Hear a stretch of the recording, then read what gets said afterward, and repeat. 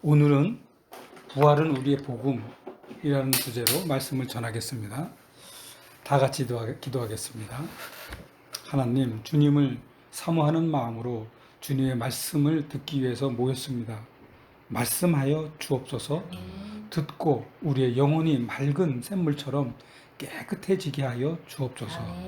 이스라엘 민족처럼 우리의 삶도 독수리 날개로 업어 인도하여 주옵소서. 예수님의 이름으로 기도합니다. 아멘. 제가 초등학교 그리고 중학교 때 교회에서 노방 정도를 참 많이 했어요. 주일에 하고 평일에 하고 방학 때 했어요. 온 동네가 다 진흙탕이었던 시절에 진흙탕에 신발을 푹푹 빠져가면서 동네에서 전도사님이 북치면서 전도하던 시절이었어요. 흑백 텔레비에서나 볼 수 있는 그런 장면을 저는 그때 그 흑백 텔레비에 나오는 그 꼬마 아이가 바로 저입니다. 전도할 때 아이들이 나에게 질문한 게 있어요. 참 깝깝한 질문인데 뭐냐면, 야 건식아, 하나님이 어디 있냐? 있으면 보여줘봐.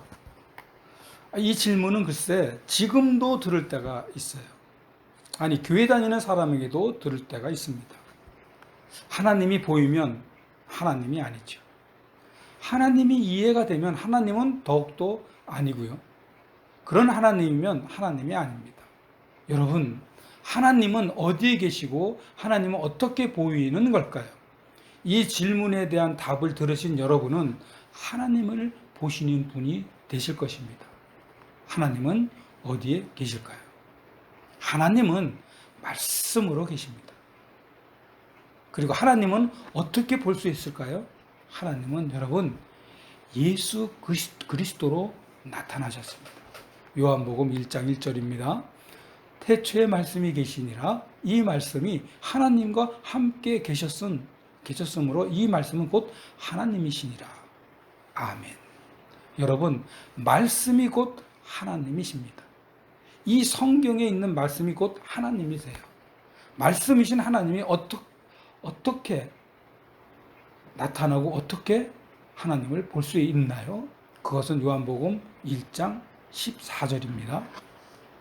말씀이 육신이 되어 우리 가운데 거하심에 우리가 그의 영광을 보니 아버지의 독생자의 영광이요 은혜와 진리가 충만하더라. 아멘. 하나님의 아들 예수님이 육신이 되어 우리 가운데 계셨어요. 그러므로 하나님은 예수 그리스도로 볼 수가 있는 것이죠. 그런 예수님은 죽으시고 부활하신 후에 지금은 성령님으로 여러분과 저의 마음에 계세요. 지금 이 예배 가운데 성령님께서 충만하게 임재하고 계시는 것을 믿으시기 바랍니다. 그래서 우리는 그 다음에 신앙생활을 잘해야 합니다. 그렇다면 이제부터는 신앙생활을 잘해야 하는데, 이 신앙생활은 내가 노력해서 되는 것이 아니라 하나님이 주시는 능력으로 해야 하는 것입니다. 그래서 여러분이 신앙생활을 하며 살아갈 수 있도록 힘을 주고 능력을 주는 복음이 있어요. 이 복음이 오늘 본문의 말씀이십니다. 이 복음의 말씀을 들으시고 정말 힘들고 어려운 이 세상에서 신앙생활을 잘 하셔서 참 평안과 안식과 그리고 승리하시는 여러분이 되시길 바랍니다. 자, 그렇다면 우리가 어떻게 신앙생활을 잘 할 수 있을까요? 오늘 본문에서 바울은 신앙생활을 하며 살아갈 수 있도록 힘을 주고 능력을 주는 이 복음을 이렇게 말씀해 주셨습니다. 그것은 부활이라고 했어요. 그래서 바울은 이 부활이 어떻게 힘을 주고 그리고 능력을 주는 복음이 되는지를 알려주기 시작합니다. 부활이 어떻게 고린도 교인들에게 복음이 될 수가 있었는가? 바울은 고린도 교인들에게 제일 먼저 복음에 대한 이야기를 하면서 부활의 이야기를 하기 시작했어요. 바울은 고린도 교인들에게 먼저 복음에 대해서 이렇게 설명합니다. 고린도전서 15장 1절과 2절입니다. 김진희 청년이 어린이가 봉독합니다. 15장이요. 15장 1절과 2절입니다. 그러니까 제가 어린이라는 거죠. 죄송합니다. 김진희 청년이 봉독합니다. 형제들아, 내가 너에게 전한 복음을 너희에게 알게 하니 이는 너희가 받은 것이요 또 그 가운데 선 것이라. 너희가 만일 내가 전한 말을 굳게 지키고 헛되이 믿지 아니하였으면 그로 말미암아 구원을 받으리라. 아멘. 고린도 교인들은 이 복음의 말씀을 받아서 자신의 것으로 삼고, 그래서 이 복음 때문에 고린도 교인들의 삶은 정말 구원을 얻었어요.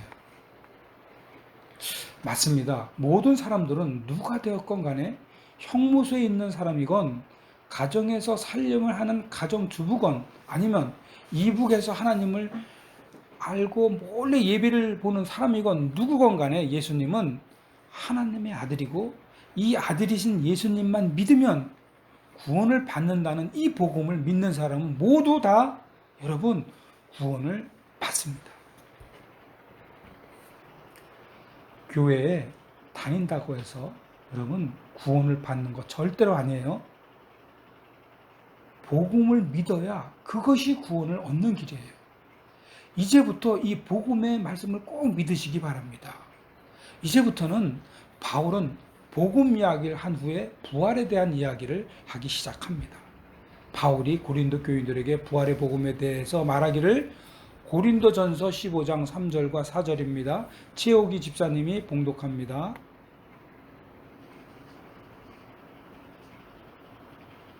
몇 절이요? 고린도전서 15장 3절과 4절입니다. 3절과 4절. 오기가 하는 거죠, 오기. 네. 네. 5절. 내가 받은 것을 먼저 너희에게 전하였노니 이는 성경대로 그리스도께서 우리 죄를 위하여 죽으시고 장사 지낸 바 되셨다가 성경대로 사흘 만에 다시 살아나사. 아멘. 여러분, 바울은 자신이 전해받은 가장 중요한 것을 고린도 교인에게 전해줬어요. 그것은 뭐냐면 그리스도께서 성경에 기록된 대로 우리 죄 때문에 죽으셨고 무덤에 묻히셨다는 것과 성경에 기록된 대로 사흘 만에 다시 살아나셨다는 것이에요. 여러분, 그리스도의 죽으심과 부활은 돌발적이거나 우연한 사건이 아니고 성경에 기록된 예언대로 성취되었다는 뜻이에요. 증거가 스가랴 12장 10절이에요. 공동번역으로 제가 봉독해 드릴게요. 내가 다윗 가문과 예루살렘 성민들에게 용서를 빌 마음을 품게 하리니 그들은 내 마음을 찔러 아프게 한 일을 외아들이나 맏아들이라도 잃은 듯이 슬퍼하며 곡하리라. 이 말씀은요, 하나님의 독생자가 죽으심으로 통곡해야 하는 그리스도의 죽으심에 대한 예언입니다. 또 요나 2장 10절에 보면 여호와께서 그 물고기에게 말씀하심에 요나를 육지에 토하니라. 요나를 물고기 뱃속의 어둠에서 토해내듯이 그리스도를 어두운 무덤에서 살리신 부활의 예언의 말씀이세요. 또 호세아 6장 2절입니다. 여호와께서 이틀 후에 우리를 살리심에 셋째 날에 우리를 일으키시리니 우리가 그의 앞에서 살리라. 아멘. 하나님은 사람을 살리시는 분이세요. 그리스도도 죽음의 무덤에서 부활하게 하신 것입니다. 성경은 하나님의 뜻이 계시된 것이에요. 계시라는 것은 사람이 계시를 발견하는 것이 아닙니다. 하나님께서 드러내어 보이신다는 것이 그런 뜻이에요. 그렇기 때문에 우리의 모든 죄를 용서해 주시기 위해서 대신 죽으시고 부활하신 그 속죄의 사역은 하나님의 계시에 의해서 하나님의 주권적인 섭리로 이루어진 것입니다. 그러므로 우리가 성경을 읽을 때 그냥 읽을 일이 아니죠. 하나님의 계시, 즉 하나님이 드러내 보여주시고 하나님의 섭리, 즉 하나님의 뜻으로 이루어지는 말씀으로 보세요. 그러면 하나님께서 우리를 살리려는구나 하는 미래가 믿게 되는 것입니다. 하나님의 말씀을 드러내 보이셔서 우리를 살리려는 하나님의 뜻을 이루는 미래를 여러분이 볼 수가 있을 것입니다. 그런데 사탄은 우리를 어떻게 하든지 죽이려고 합니다. 마치 조금씩 맛있는 사탕을 먹여서 이빨을 다 썩게 하는 것처럼 말이죠. 그러나 하나님은 우리를 죽이려고 하시는 분이 아니세요. 하나님은 즐기면서 죄에서 죽어가는 우리를 살리려고 그 즐거움을 없애는 쓴 약을 주셔서 어떻게든 우리를 살리려는 분이세요. 자, 예수님을 잘 믿으면 우리는 정말 이 세상에서 너무나 힘들어요. 마치 쓴 약 먹듯이 인생이 쓸 수가 있어요. 그러나 이 쓴 약과 같은 그 힘듦 속에 하나님이 주시는 참 기쁨과 참 행복이 있다는 것입니다.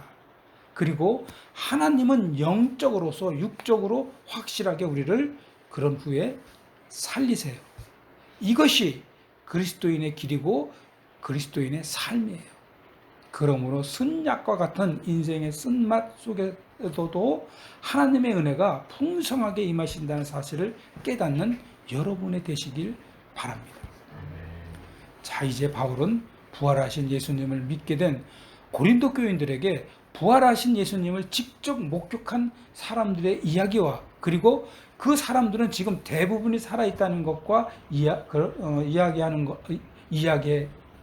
하기 시작합니다.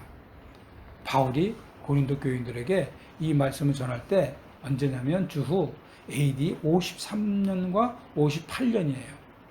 베드로 후서를 쓴 때가 언제냐면 AD 64년경이에요.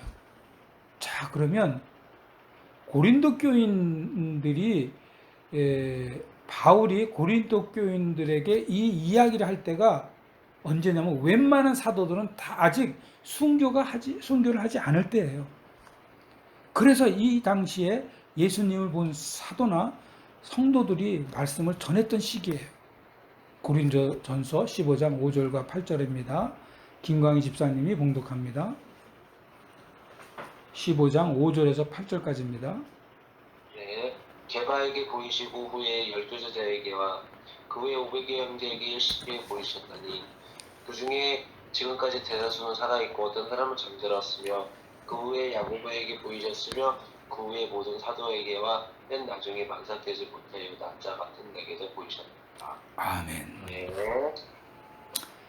자, 바울이 고린도 교인들에게 지금도 살아있는 부활의 목격자들을 이야기하는 목적이 있어요. 그것은 확고한 부활신앙을 갖게 하기 위해서입니다. 부활신앙은요, 예수님을 믿는 사람인가 아니면 믿지 않는 사람인가를 결정하는 아주 중요한 믿음의 사건이에요. 부활신앙을 갖는 사람만이 믿음의 생활을 할 수 있기 때문입니다. 여러분, 11조 잘 내고 교회에서 봉사 잘하고 온갖 교회 행사에 다 참석하는 정말 멋진 종교인은 가능하지만 야, 저 사람은 믿음이 좋은 사람인가 보다라고 사람들에게 말을 들을 수는 있지만 부활신앙을 갖지 않았다면 정말 믿음의 신앙인은 아니에요. 더욱이나 믿음 생활은 할 수가 절대로 없어요. 왠 줄 아세요? 자신에게 손해가 되는 일이 생기면 신앙생활을 버리기 때문이고요. 그리고 예수님도 버리는 사람이 되기 때문이에요. 로마 정부가 그리스도인들을 정말 굉장히 많이 죽였어요. 수십 명씩 묶어서 또는 수백 명씩 매일 때려서 죽이고 불에 태워서 죽이고 사람들의 살갗을 벗겨서 죽이고 톱으로 키워서 죽이고 이렇게 잔인하게 죽였어요.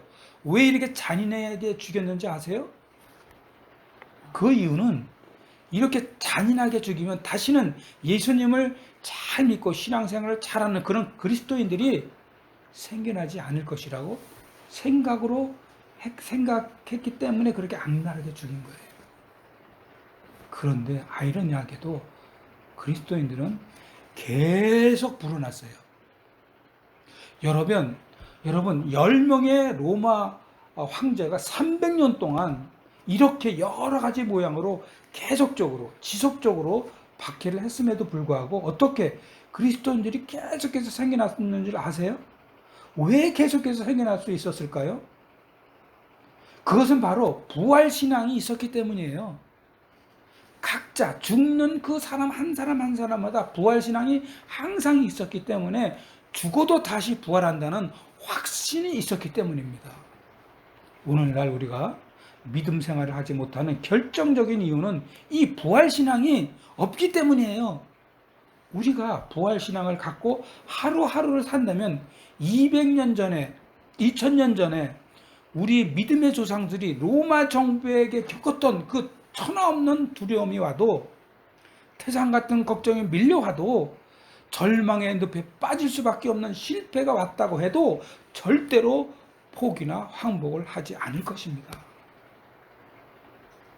왜냐하면 우리에게는 로마 시대 때 그 박해에도 조금도 흔들림 없이 오히려 박해한 로마를 기독교 국가로 만들게 하는 할 수 있는 그 능력의 그 부활 신앙이 있기 때문입니다. 혹시 지금 어려움이 덮쳐서 영과 육이 한꺼번에 힘들거나 또는 신앙생활에 회의와 곤태가 밀려온 분이 계시다면 부활신앙을 다시 한번 꽉 붙드세요. 무덤에서 나와 40일 동안 자그만치 40일 동안 제자들과 성도들에게 보이시고 승천하신 그 예수님을 믿으세요. 사도행전 1장 3절 공동번역으로 제가 봉독합니다.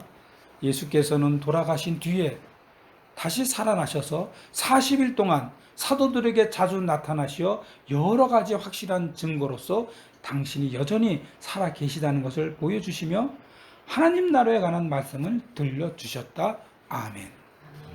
여러분, 예수님이 우리를 위해서 죽으시고 다시 살아나신 이 부활을 믿는 믿음의 생활을 할 수 있는 부활신앙을 위해서 기도하세요. 그리고 이 부활의 예수님을 다시 한번 꽉 붙잡고 힘차게 일어나시고 앞으로 전진하시기를 바랍니다. 자, 이제부터 바울은 정말 중요하고 너무나 중요한 부활신앙을 고린도 교인들에게 확고하게 심어주기 위해서 아주 정말 제가 읽어도 깜짝깜짝 놀라는 역설적인 질문으로 또 설명하기 시작합니다. 고린도전서 15장 12절이에요. 김서진 어린이 봉독해 주세요. 김서진 어린이 봉독해 주세요. 네. 15장 12절입니다. 그리스도께서 죽은 자 가운데서 다시 살아나셨다 전파되었거든. 너희 중에서 어떤 사람들은 어찌하여 죽은 자 가운데서 부활이 없다 하느냐. 아멘. 우리 서진 어린이가 13절, 14절, 15절까지 이제 봉독할 거예요. 기다렸다가 읽어주세요.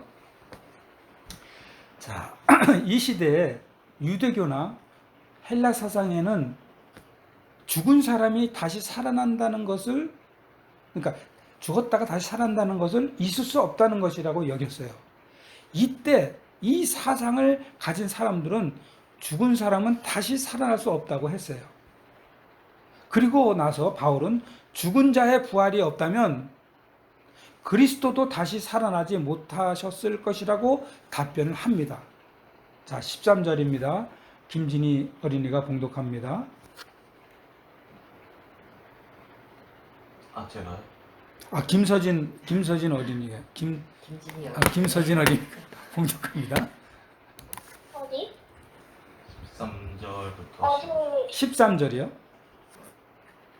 만일 죽은 자의 부활이 없으면 그리스도도 다시 살아나지 못하셨으리라. 아멘. 이렇게 그리스도께서 살아나지 못했다면 예수님의 증인들이 이제껏 지금까지 전도한 것이 다 헛된 것이고 거기다가 증인인 나를 포함한 모든 사도들의 믿음도 다 헛것이 되는 것이라고 말했어요.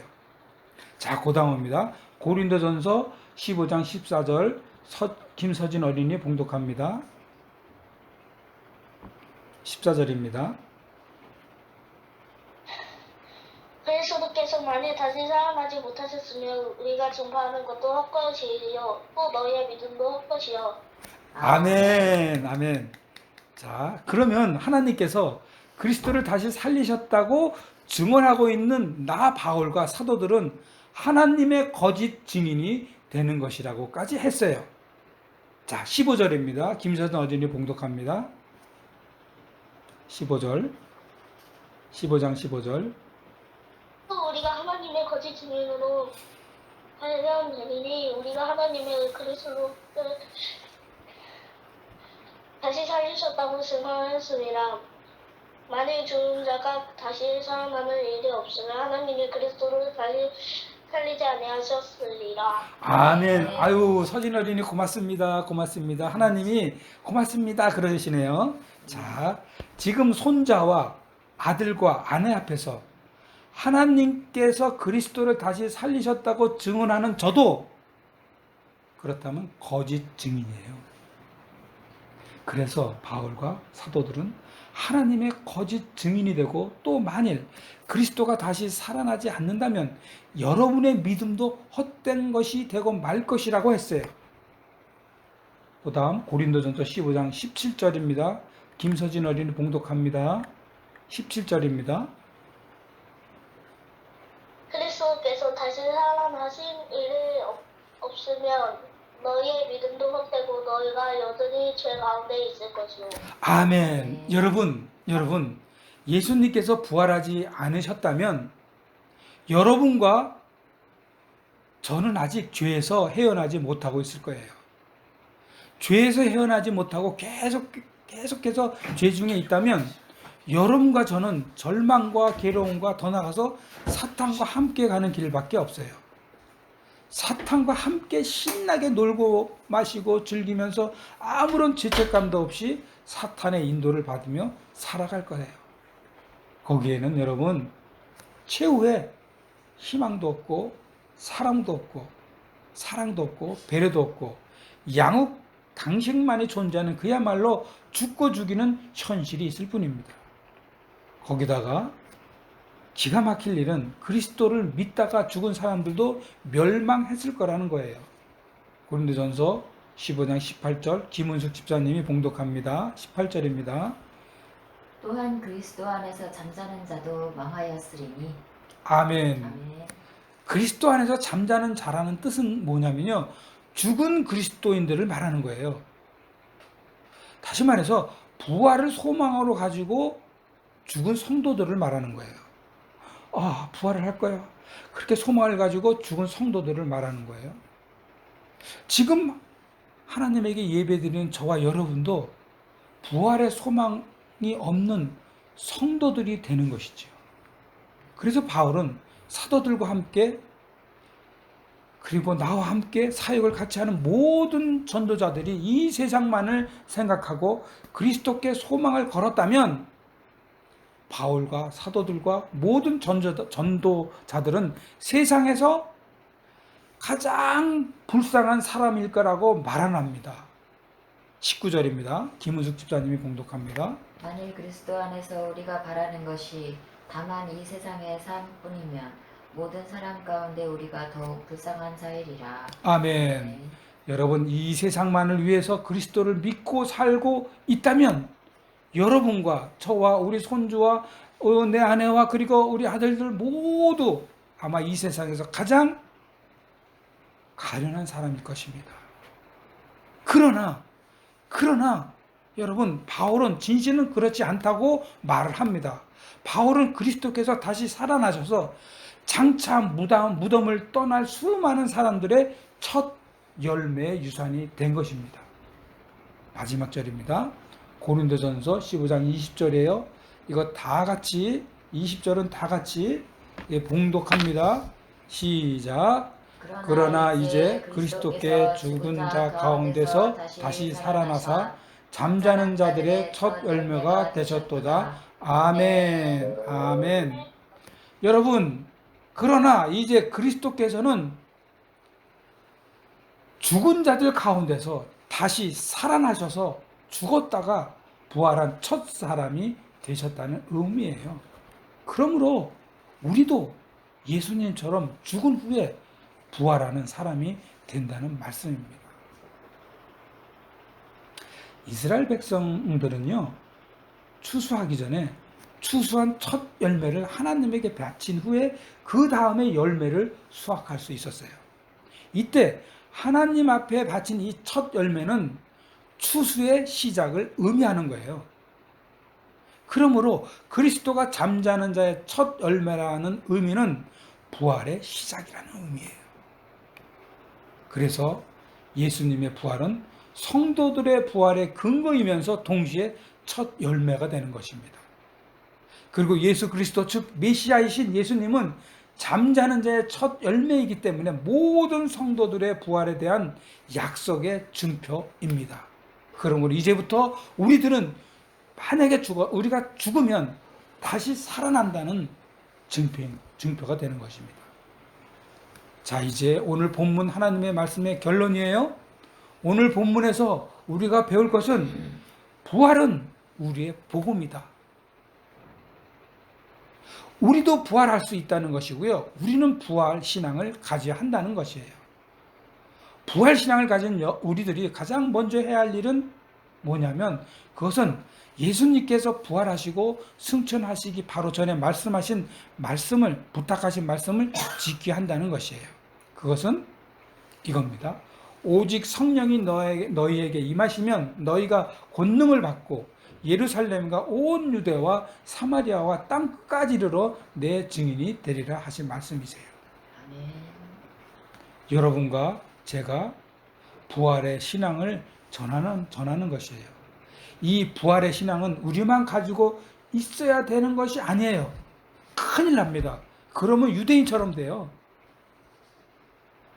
부활 신앙은 나만 가지고 있어. 그래서 나는 죽으면 다시 태어나. 확실하게 믿는 이 믿음을 가지고 얼마나 신나게 살겠어요? 나만 알아야지. 주위에 있는 사람은 몰라야지. 이게 아니에요. 이 부활신앙은 우리만 가지고 있는 것이 아니어야 하고, 그래야 우리 주위에 있는 나의 친척, 내가 가장 사랑하는 사람들, 그런 사람들이 같이 부활할 수가 있는 거예요. 그리고 부활신앙을 가진 사람이 두 번째로 해야 할 일은 뭐냐면 우리의 첫 열매가 되어주신 예수님을 닮는 거예요. 예수님처럼 남을 배려하고 원수까지도 사랑하고 과부를 걱정해주고 고아를 염려해주시고 폭력 가정에 사랑을 심어주시고 말과 폭력하는 자를 하나님의 기도해 주시고 항상 이웃과 내 주위에 있는 사람들을 위해서 기도해 주시길 바랍니다. 그리고 십자가에서 나의 모든 죄를 사하여 주신 예수님에게 감사해서라도, 정말 너무너무나 감사해서라도 나의 모든 죄에서 죽으시기, 그 죽으심 새롭게 여러분이 거듭나기를 바랍니다. 거듭난 그리스도인답게 날마다 죽으세요.